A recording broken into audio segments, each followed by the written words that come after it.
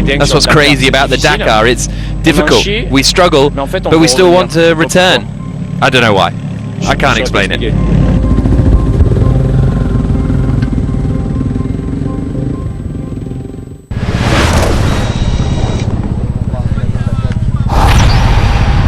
Another beautiful morning dawning in Saudi Arabia. So far the weather has been kind to the bikers with none of last year's rain.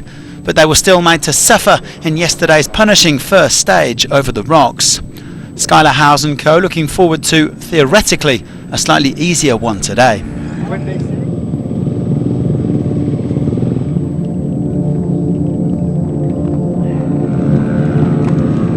Yesterday was super rocky, really tough and physically demanding. I think today will be a little bit more flowy. We get into some sandy tracks and the dunes as well. So maybe a little bit easier on the body, but still a very long day today. And yeah, we're gonna have to stay on the navigation and do a little bit better of a job today. Then again, there's no such thing as an easy Dakar stage, and this spin between Al Henakia and Al Duwadimi is very long at 463 kilometres. The terrain will be much faster as the riders tackle the rally's first dunes, but there is some tricky navigation on the menu, so you can't afford to take your eyes off the roadbook. Well, between his late arriving bike and yesterday's sensational job opening, Mason Kleins had a rollercoaster start to this Dakar, and there were more ups and downs to come today. Well, downs really. The American lost several hours after an oil pipe blowout that he had to repair with tie wire.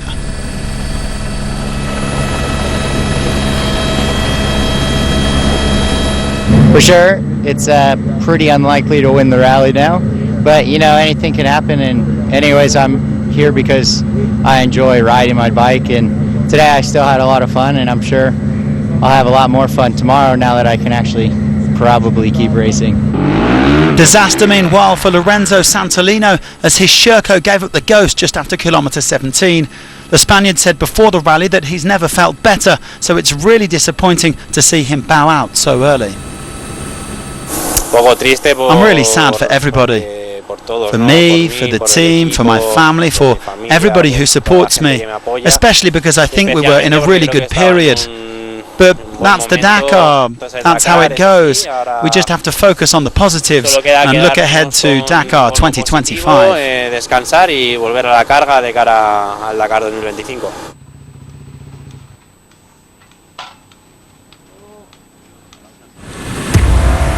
It was a good day on the other hand for Jean-Louis Le Pen, who was fastest in the Rally 2 class. The Frenchman has followed in the footsteps of his father Frédéric, who also did the Dakar. They even have matching Dakar tattoos, and he tops Rally 2 at last year's Abu Dhabi Desert Challenge. Le Pen tried not to overdo it today because of the tough navigation, but he still crashed at 20 kilometres from the finish. Luckily, both bike and body were okay.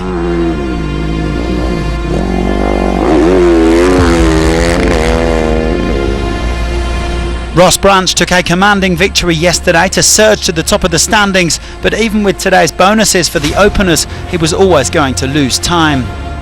The Motswana was quickly joined by Ricky Brabeck and then Nacho Cornejo, and commended the Honda factory pair for their excellent navigating. He wasn't overly happy with his own performance, but he still did enough to hold on to the overall lead.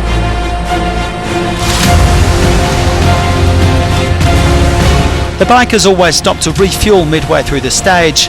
Apart from filling up the tank, it's a chance to take a breather and of course check out the standings. By the time the lead group arrived today, they had been joined by Bradley Cox. It was tough opening, and we're going at such a good pace. You know, we're going really fast, but unfortunately some places we're going really fast in the wrong direction. So it is what it is. It's cool riding in a group now. We're all together having a bit of fun, and hopefully we can keep it this way till the finish. Then we go, and I'm like, we're waiting for Junior over here to take the lead, but he doesn't want to.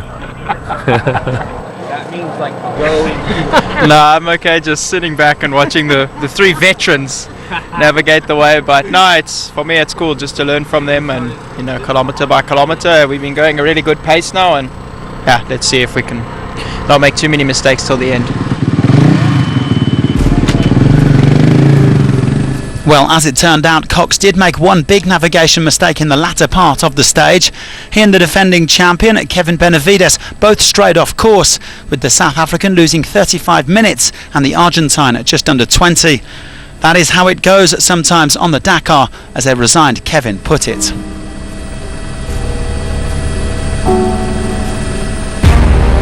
Generally though, the riders were much happier with today's outing after that gruelling slog over the stones yesterday. And can you blame them? Imagine getting to ride your bike through this.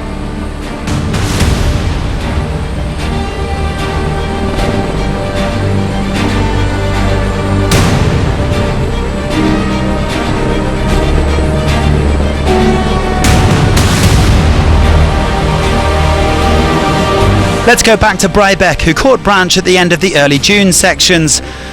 The American feels that the new bonus system, which awards a second per kilometre to the entire leading group, is an improvement on last year.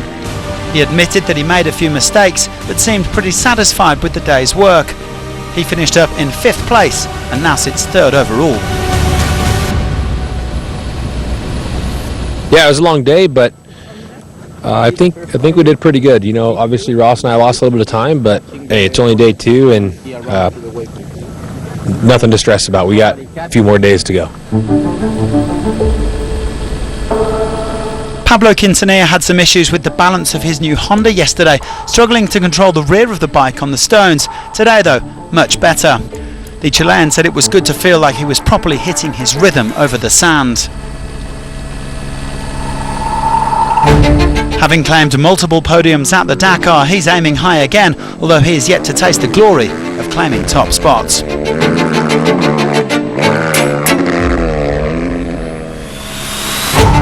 Enjoying today more than yesterday was one of the themes of this stage, and Luciano Benavides was no exception. The world champion only made a few minor errors, and he didn't have any crashes or issues with the bike.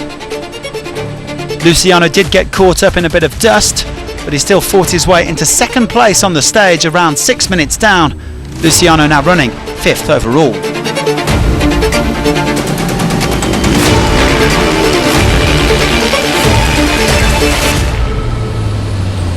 But the day's big winner was Nacho Cornejo, who claimed his 7th stage victory at the Dakar.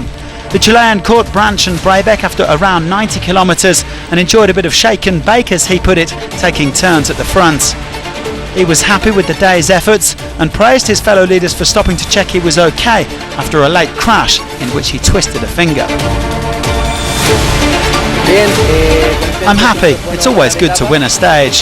Today was long and hard and the navigation was very tough, so I'm happy. I also want to thank Ricky and Ross, because at one point I fell and they stopped to check that I was okay. Luckily neither me nor the bike were damaged and we could continue. So, as I say, happy with the stage. Sam Sunderland finished a few seconds behind Brabeck in 6th, followed by Toby Price, Skylar Howes, Adrian van Beveren and the experienced privateer Stefan Svitko. Branch still leads by nearly 3 minutes from Cornejo. There are 3 Hondas in the top 5, just ahead of Benavides on his Husqvarna.